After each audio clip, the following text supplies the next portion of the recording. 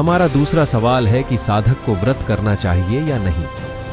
अगर आप चाहते हो कि आपके जीवन की दरिद्रता आपके जीवन से समाप्त हो जाए तो आपको नवरात्रि का व्रत करना चाहिए। ये जो नवरात्रि के व्रत हैं बड़े ही सुंदर हैं। भगवती जगदम्बा की पूजा, हवन और ब्राह्मण भोजन कराना चाहिए।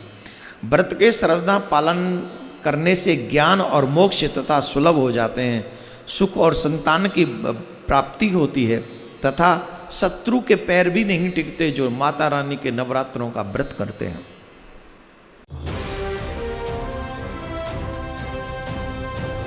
जैसे आज एकादशी है, एकादशी में हमें व्रत करना चाहिए। मेरा भी आज व्रत है, पर कौन सा व्रत है? एकादशी के दिन हमें अन्न ग्रहण नहीं करना चाहिए। तो इस तरह से हमें समझना चाहिए कि हम अगर व्रत करें तो इसमें एक इमोशनल एस्पेक्ट भी है, और साथ में भगवान कहते हैं जो व्रत रखते हैं उनके हृदय में कृष्ण प्रेम बढ़ता है, उनके शरीर का शुद्धि होती है, उनके अहंकार का नाश हो जाता है। इतने फायदे। मंगलवार का व्रत प्रातःकाल सूर्योदय के पूर्व में उठ जाना है। स्नान आदि निवृत्त करने के बाद में बागे श्री हनुमान जी महाराज का स्मरण करना है, उनका दर्शन करना है। हनुमान चालीसा आदि पाठों का जो भी आप पाठ का नियमावली पद्धति में लिए हो उनका पाठ करना है। और व्रत के पूरे दिन कोशिश करें कि कम से कम लोगों को स्पर्श हो। और व्रत के पूरे दिन नाखून, नखशिख यानी बाल, नाखून छौर कर्म नहीं करना, न काटना है।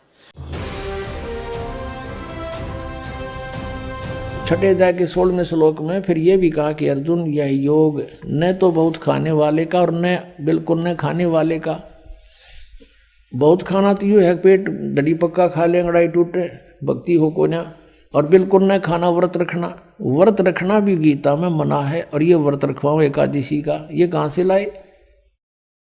और न बहुत सहन करने वाले, सोने वाले का, और न अधिक जागने वाले का सिद्ध होता। यानी 16वें में तो ये भी कंसेप्ट क्लियर कर दिया है कि व्रत रखना भी व्यर्थ है, और ये एकादशी का व्रत तो बहुत महत्वपूर्ण कर बताते हैं।